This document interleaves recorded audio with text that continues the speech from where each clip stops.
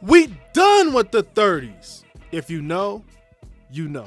It's about that time for WWE to start a whole new decade of WrestleManias. And what better way to commemorate that than by reflecting on the last one? The 30s gave us some of the best WrestleManias of all time, but at the same time gave us some stinkers, I'm not gonna lie. Iconic moments, surprise returns, great matches, hell, bad matches, bad moments. Definitely not perfect, but I can definitely say that the highs outweighed the lows. But what was the good, the bad, and the ugly of it? Well, let's talk about it. It's your boy Mo if you don't already know, and this is every WrestleMania in the 30s ranked from worst to best. Let's do the damn thing.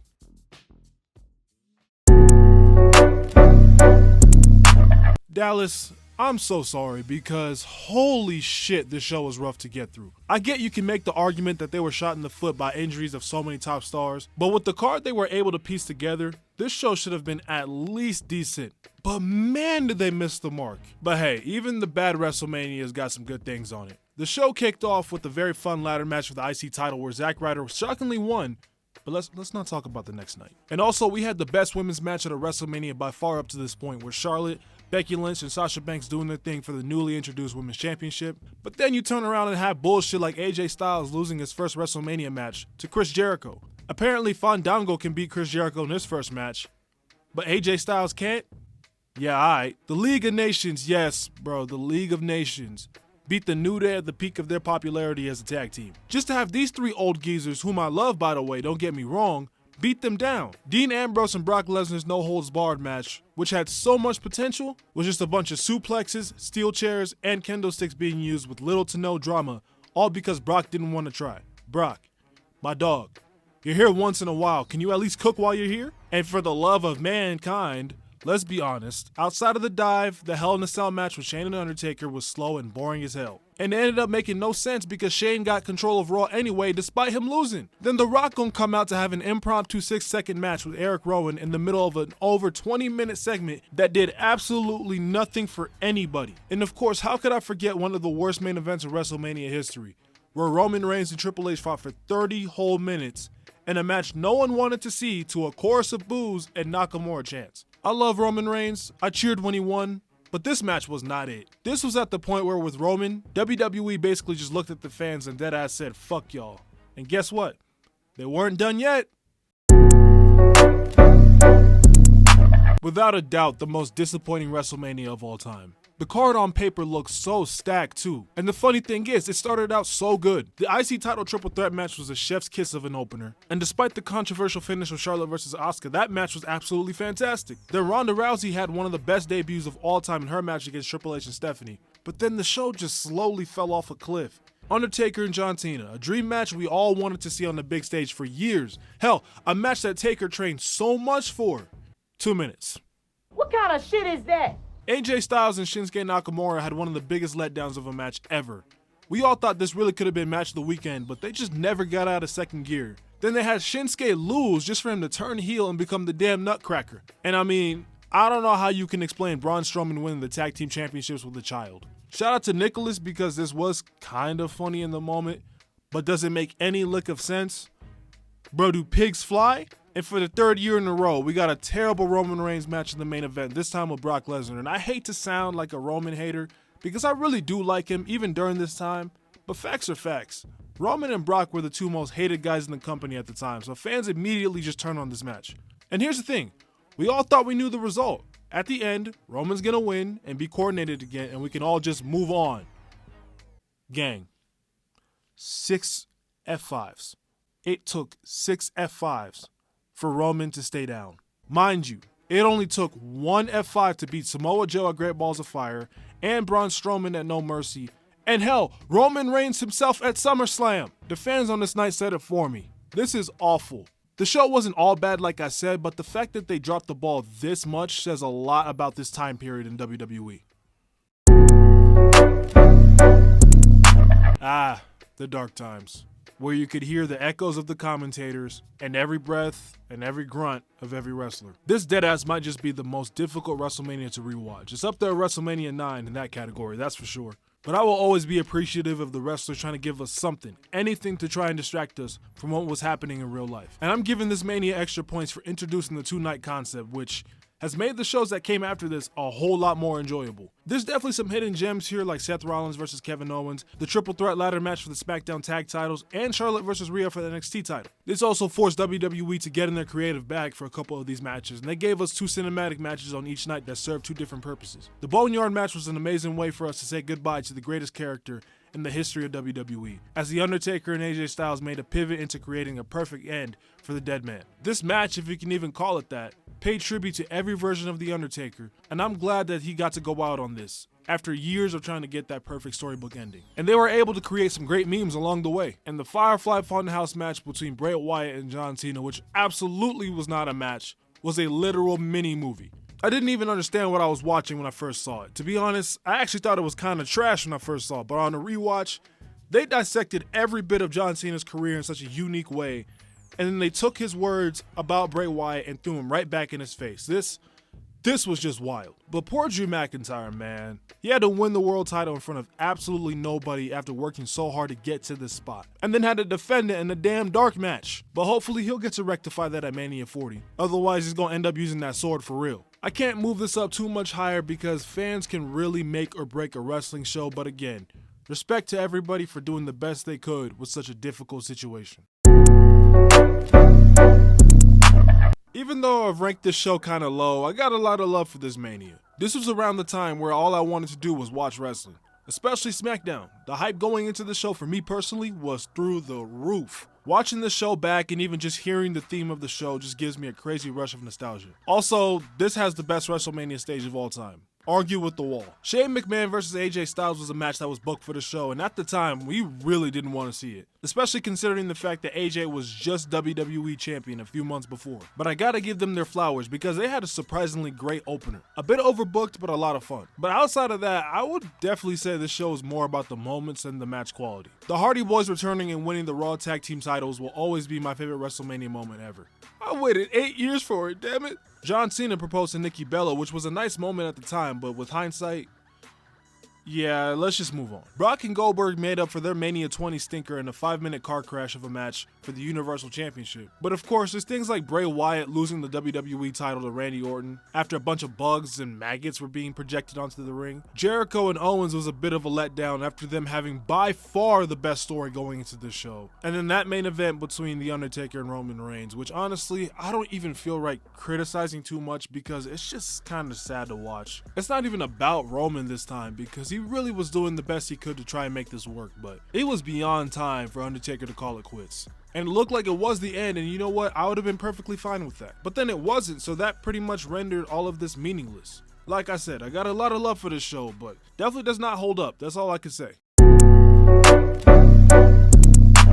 After the year before having nobody there, and then with the WWE moving their shows into the Thunderdome, where we had to look at a bunch of screens for months, we were back. For the first time since Elimination Chamber in 2020, we finally had fans in attendance for a WWE pay-per-view. But then Mother Nature came through and said, "Hold on a minute, player." We had a whole rain delay, but that gave the wrestlers a chance to cut some pretty great promos that were all on the fly. And I would argue that this show's become a bit underrated. Wasn't perfect by any stretch of the imaginations, but the vibes were special. Bad Bunny came through for the one time and completely blew us away in his tag match against Miz and Morrison. It looked like he had done this before with how good he really was. And the main event of night one was historic. The first time 2 black women main evented WrestleMania, and Bianca and Sasha definitely held it down.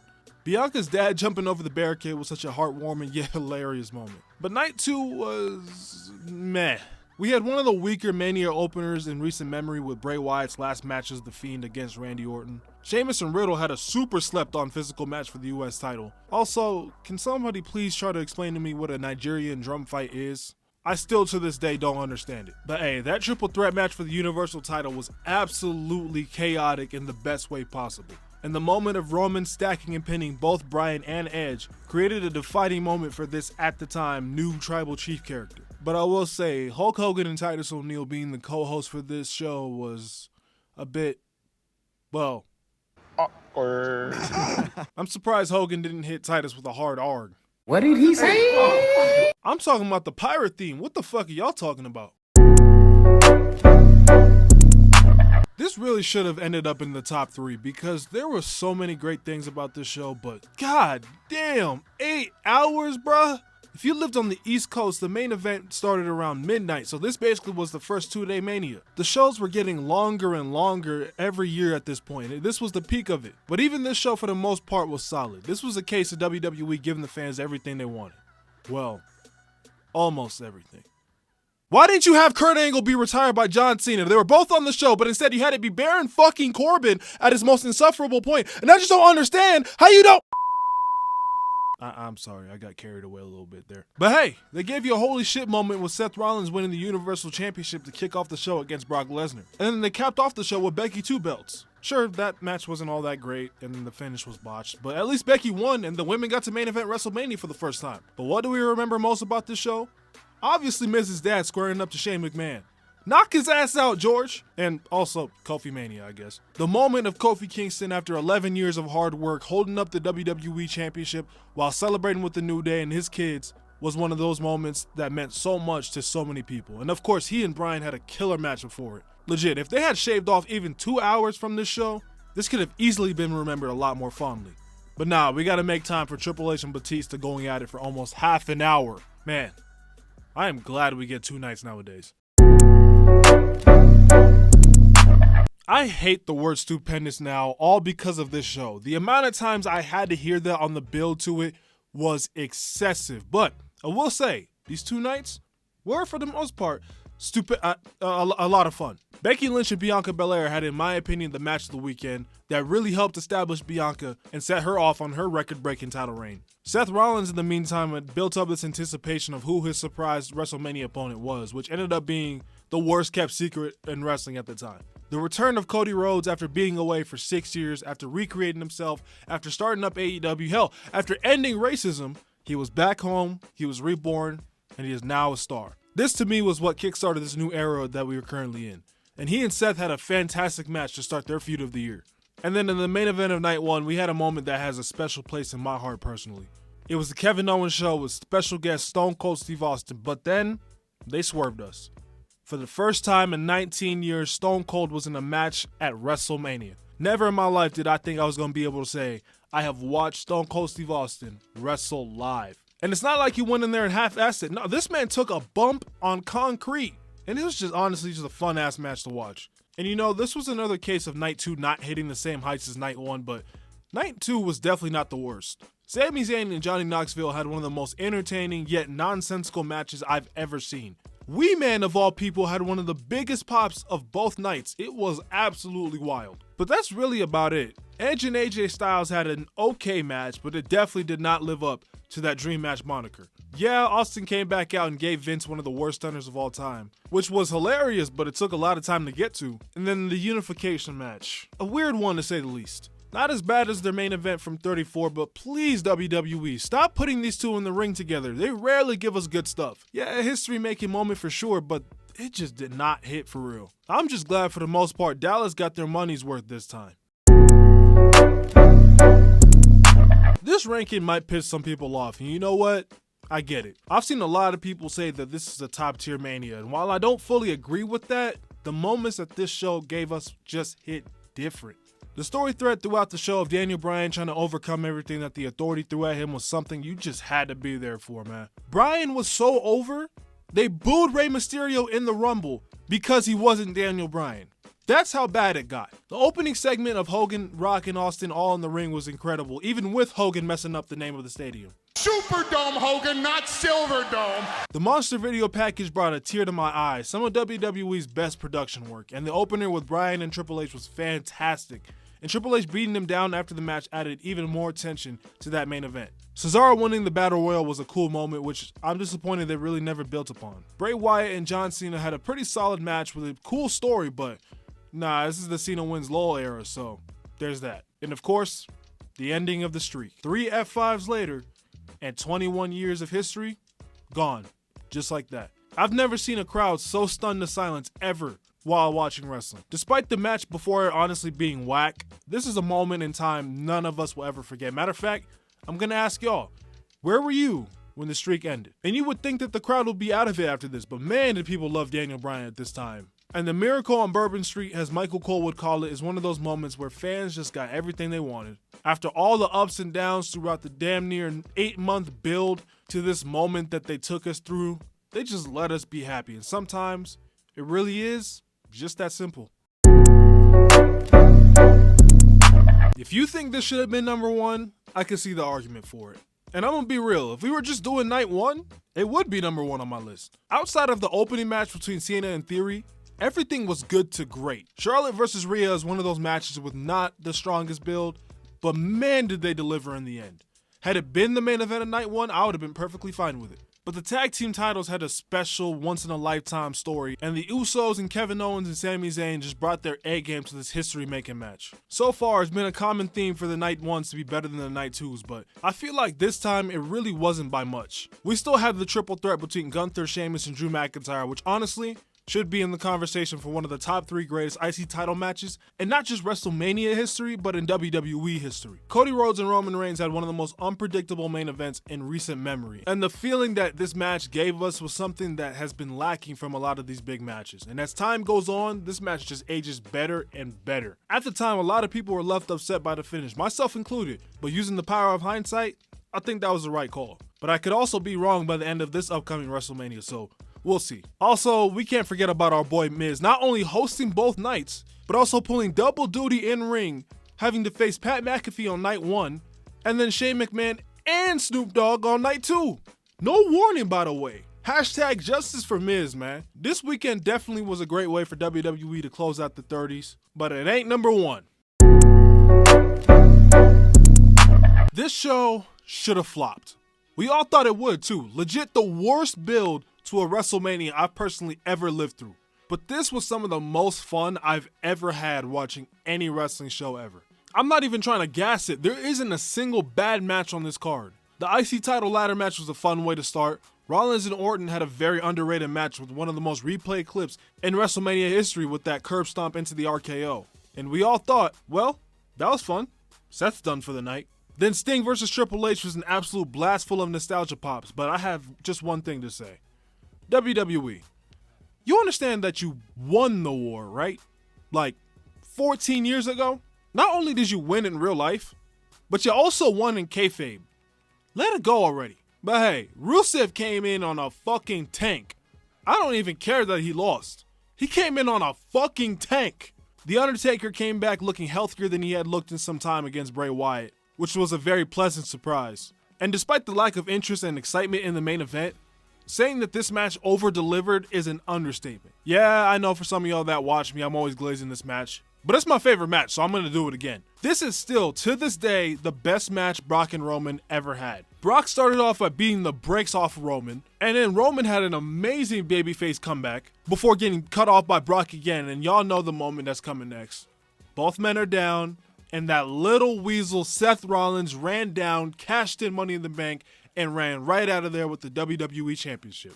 It was indeed the heist of the century. In this situation, WWE had booked themselves into a corner and then proceeded to book themselves right out of there marvelously. A perfect moment that was made on the fly, and a phenomenal way to close what in my mind was the best WrestleMania of the 30s. And that's my list, ladies and gentlemen. Man, this was a fun walk down memory lane for sure. When we were at WrestleMania 30, I was 11 years old in the middle of 6th grade. And at WrestleMania 39, I was 20 and I finally decided to start making wrestling content only a few weeks before. But please do yourself the favor and never watch anything back from that time period. I'd prefer you actually go entertain yourself. But I gotta say, I appreciate y'all for watching. Let me know in the comments what your favorite WrestleMania of the 30s was, man. And I personally can't wait to see what the WWE throws at us in this new decade. But I'm gonna get out of here. I'll see you on the next one. And hey, make sure you enjoy WrestleMania. But I'm also recording this like right before WrestleMania. So if y'all seeing this after WrestleMania, y'all let me know if y'all enjoyed the show. I'm out of here. I'm gone.